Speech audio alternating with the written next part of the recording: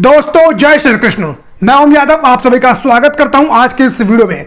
दोस्तों इन दिनों बिहार के अंदर जातिगत जनगणना को लेकर काफी ज्यादा बहस हो रही है, काफी ज्यादा चर्चा का विषय बना हुआ है।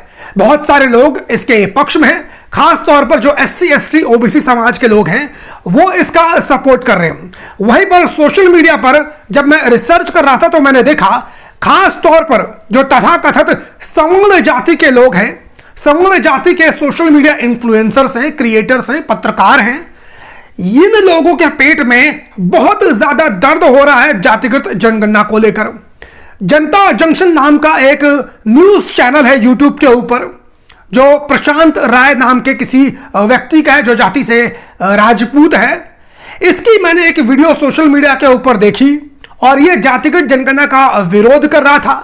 चलिए, विरोध कर रहा था वहां तक तो ठीक है, हर मुद्दे के ऊपर सभी की अपनी अपनी राय हो सकती है, लेकिन जो तर्क देकर यह जातिगत जनगणना का विरोध कर रहा था उसके ऊपर बात करना बेहद ज्यादा जरूरी है, क्योंकि जो तर्क ये दे रहा था उससे मालूम चलता है कि इन लोगों की किस प्रकार की मानसिकता है दूसरी जातियों को लेकर। इसके अलावा ऐसे ही कई सारी वीडियोस मैंने देखी जो तथाकथित सवर्ण जाति के पत्रकार हैं या फिर सोशल मीडिया इन्फ्लुएंसर्स हैं, ये लोग जातिगत जनगणना का विरोध कर रहे थे। तर्क जानते हैं क्या दे रहे थे, मैं बाद में बताऊंगा। पहले आप जो जनता जंक्शन वाला प्रशांत राय है इसकी कुछ क्लिपिंग को देख लीजिए। ये इतिहास में दर्ज होगा कि जब पूरा विश्व रोबोट बनाने की फिराक में लगा हुआ था तब बिहार के सठियाए हुए मुख्यमंत्री और उप मुख्यमंत्री लोगों की जाति गिन रहे थे और बता रहे थे कि तुम भूमिहार नहीं 142 नंबर हो और तुम राजपूत नहीं 169 नंबर हो। के बाद आते हैं हमारे ओजस्वी उप मुख्यमंत्री जिनका नाम है तेजस्वी। ये भाई साहब कहते हैं कि हम नए जमाने के हैं, हालांकि हम इनसे ज्यादा गुस्सा नहीं है। क्लास 9वीं तक पढ़ा आदमी सामाजिक न्याय के नाम पर अगर जाति गिनवा रहा है तो इसमें कुछ भी बुरा नहीं है। वो स्कूल गए ही नहीं, कॉलेज का मुंह देखे ही नहीं, अच्छे माहौल में बैठे ही नहीं, उनको क्या पता होगा कि जाति के बिना भी विकास संभव है। यह प्रशांत राय अपनी वीडियो में कहता हुआ नजर आ रहा है कि जब पूरी दुनिया रोबोटिक्स और विज्ञान के क्षेत्र में तरक्की कर रही है तो बिहार एक ऐसा राज्य है जहां पर जातीय जनगणना की जा रही है। यह दिखाने की कोशिश कर रहा है कि बिहार के नेता किस प्रकार से जातीय जनगणना कराकर बिहार को और पीछे धकेलने का काम कर रहे हैं। यह बताने की कोशिश कर रहा है कि पूरी दुनिया कितनी ज्यादा तरक्की कर रही है और बिहार जातिगत जनगणना के नाम पर समाज में जातियों के बीच में सामाजिक भेदभाव, सामाजिक ऊंच नीच पैदा करने की कोशिश कर रहा है। लेकिन मैं इन लोगों से पूछना चाहता हूं, क्या इस देश के अंदर, खासतौर पर बिहार के अंदर आज की डेट में जातिगत भेदभाव नहीं है? अरे आज भी बिहार के अंदर जाति के नाम पर शोषण किया जाता है। आज भी गाहे बगाए हम लोगों को पूरे देश के अंदर से खबर सुनने को मिल जाती है कि किसी दलित को घोड़ी पर चढ़ने की वजह से उसके साथ मारपीट की गई। आज भी हमारे हिंदू धर्म की जातियां आपस में शादी नहीं करती हैं। आज भी हमारे हिंदू धर्म की जातियां, कई ऐसी जातियां हैं जिनके घर पर खाना तक नहीं खाती हैं। आज भी इस हिंदू धर्म में जातिवाद हर स्तर पे नजर आता है। आज भी हिंदू धर्म के अंदर तमाम ऐसे जातिगत संगठन बने हुए हैं जो जाति की बात करते हैं। चाहे राजपूतों का संगठन करनी सेना की बात की जाए, चाहे ब्राह्मणों का संगठन परशुराम सेना की बात की जाए, चाहे यादवों के कई सारी महासभाएं हैं, यादवों के भी कई सारे संगठन हैं, चाहे दलितों के कई सारे संगठन हैं, उनकी बात की जाए। इस देश के अंदर कोई भी ऐसी हिंदू जाति नहीं है जिसके नाम का जातिगत संगठन काम नहीं कर रहा है। और ये लोग बात करते हैं कि हमारे देश के अंदर, खासतौर पर बिहार के अंदर, जातिगत भेदभाव पैदा हो जाएगा अगर जातिगत जनगणना हो जाएगी। अरे इस बिहार के अंदर नहीं, पूरे देश के अंदर, पूरे हिंदू धर्म के अंदर जातिगत भेदभाव है, पहले भी था और आने वाले समय में भी रहेगा। यही प्रशांत राय जब नाम की शुरुआत करता है तो प्रशांत राय जरूर बताता है। इसके चैनल पर और भी दूसरे पत्रकार हैं, कोई अपने नाम के पीछे सिंह लगाता है। जब ये लोग अपने नाम के पीछे अपनी जातिगत आइडेंटिटी को समाप्त नहीं कर पा रहे हैं तो कैसे कह सकते हैं कि जातिगत जनगणना से जातिवाद और ज्यादा बढ़ जाएगा? क्या जातिवाद इस वक्त समाज के अंदर, देश के अंदर कम है? अगर तुम जातिगत भेदभाव कम करना चाहते हो तो मैं तो सरकार से निवेदन करता हूं, इन जैसे लोगों को सरकार से निवेदन करना चाहिए कि इस देश के अंदर जो भी जातिगत व्यवस्था है इसको समाप्त कर दिया जाए। आज भी जब हिंदू धर्म का कोई व्यक्ति अपना नाम बताता है तो अपने सरनेम और अपने टाइटल के ऊपर जोर देकर बताता है।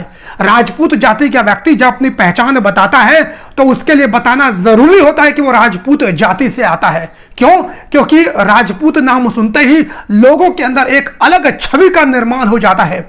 यदि कोई ब्राह्मण जाति का व्यक्ति अपना नाम बताता है तो वो साथ में जरूर बताता है कि उसके पीछे दुबे, चौबे, तिवारी, त्रिपाठी कौन सी जाति लगी हुई है। क्यों? ताकि दूसरों के अंदर एक ब्राह्मण इमेज उसकी बन सके। मैं इसी तरह यादवों के बारे में भी कहूंगा। मैं भी जब बताता हूं तो यादव जरूर बताता हूं, या अन्य यादव जाति के लोग भी जब बताते हैं तो यादव जरूर बताते हैं, क्योंकि हम भी चाहते हैं कि सामने वाले को पता चले कि हम यादव जाति से आते हैं। क्यों? क्योंकि टाइटल से ही उस आदमी की छवि का निर्माण हो जाता है।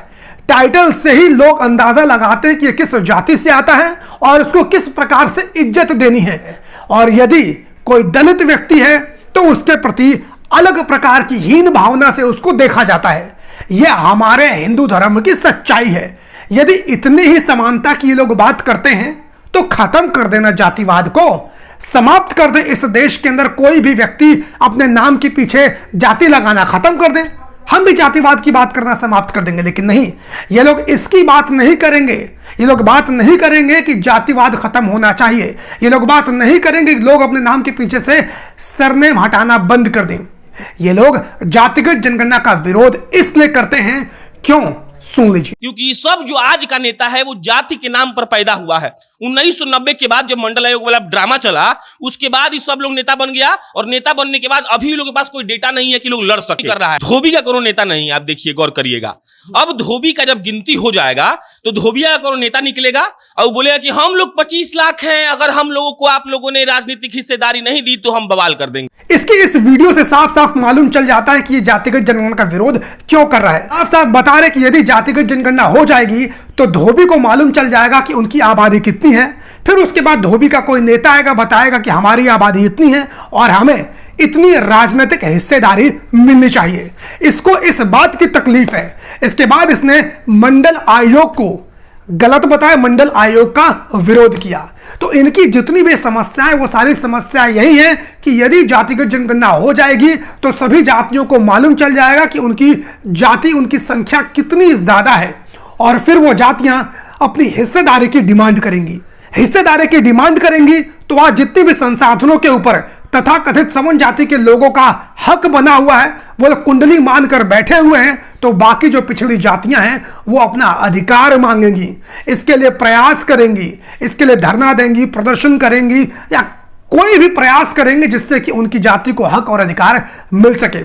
आज जितने भी वाइस चांसलर हैं, जजेस हैं, या और भी अन्य बड़े बड़े पद हैं, इन सारे पदों के ऊपर तथा कथित सवर्ण जाति के लोगों का ही कब्जा है। आज जितने भी देश के अंदर व्यापारी वर्ग है वो सारे के सारे कुछ खास जाति वर्ग विशेष से ही आते हैं। आखिर ऐसा हमारे समाज के अंदर क्यों है? क्या ईश्वर ने इन सब के अंदर कोई विशेष प्रकार की शक्ति देकर पैदा किया है? नहीं दोस्तों, ईश्वर ने किसी के अंदर विशेष प्रकार की शक्ति देकर पैदा नहीं किया है, बल्कि यह अपॉर्चुनिटी की बात है। ऋग्वैदिक काल के अंदर कर्म के आधार पर जातियों का विभाजन किया जाता था, तब तक सब कुछ ठीक था। लेकिन ऋग्वैदिक काल के बाद जाति के आधार पर जातियों का विभाजन होने लगा। उसके बाद से ही सारी समस्याएं शुरू होने लगी। ब्राह्मण का बेटा ब्राह्मण बनने लगा, बनिया का बेटा बनिया बनने लगा, और इस तरीके से जितने भी संसाधन हैं उन संसाधनों के ऊपर विशेष जाति के लोगों का कब्जा हो गया। और जब देश के अंदर मंडल आयोग आया, उसके बाद से जो ओबीसी की जातियां हैं उनके नेताओं का वर्चस्व पॉलिटिकली बढ़ने लगा। जैसे कि लालू प्रसाद यादव, मुलायम सिंह यादव, मायावती, काशीराम, ये जितने भी ओबीसी एससी एसटी के नेता हैं, मंडल आयोग आने के बाद इनका राजनीति के अंदर वर्चस्व बढ़ने लगा। बिहार में आज 35 साल से कोई भी तथाकथित सवर्ण जाति का नेता मुख्यमंत्री नहीं बना है। उत्तर प्रदेश के अंदर भी दशकों तक कोई भी सवर्ण जाति का नेता मुख्यमंत्री नहीं बना था। बस यही चीज इन लोगों को बर्दाश्त नहीं हो रही है। यदि तुम लोग हिंदू एकता की बात करते हो तो तुम्हारे पेट में दर्द क्यों होता है जब हिंदू धर्म की ही पिछड़ी जातियां अपने हक और अधिकार की बात करती हैं? यदि तुम हिंदू एकता की बात करते हो तो तुम्हें उन लोगों को हक और अधिकार देने में समस्या क्यों आ जाती है? तुम क्यों चाहते हो कि सभी संसाधनों के ऊपर सिर्फ कुछ ही जातियों का कब्जा रहे? दूसरी बात, यादवों के ऊपर यह आरोप लगाया जाता है कि ओबीसी के अंदर यादव जाति सबसे ज्यादा मलाई खाती है। तो जब जातिगत जनगणना हो जाएगी तो मालूम चल जाएगा कि किस जाति की कितनी ज्यादा आबादी है। इससे यह भी मालूम चल जाएगा कि यादव जाति कितनी ज्यादा मलाई खाने का काम कर रही है। सभी जाति को अपनी संख्या के बारे में मालूम चल जाएगा। तो जो लोग भी जितने बड़े बड़े दावे करते हैं अपनी जाति को लेकर, वो सारे के सारे दावे समाप्त हो जाएंगे। मैं समझता हूं कि जातिगत जनगणना होना बहुत ही ज्यादा जरूरी है। जब इस देश के अंदर धर्म के नाम पर जनगणना हो सकती है, जब इस देश के अंदर दलितों की जनसंख्या कितनी है यह पता लगाया जा सकता है, तो ओबीसी की जातियां कितनी हैं इसका भी पता लगाया जाना चाहिए। और जिस जाति की जितनी ज्यादा जनसंख्या है उसको उतने ज्यादा संसाधनों पर अधिकार उसका होना ही चाहिए। बाकी आप सभी लोगों का इस पर क्या विचार है, कमेंट करके अपनी राय जरूर दीजिए। चैनल को सब्सक्राइब ना किया हो तो सब्सक्राइब कर लीजिए। मुलाकात करता हूं किसी और वीडियो में, तब तक के लिए बहुत बहुत धन्यवाद।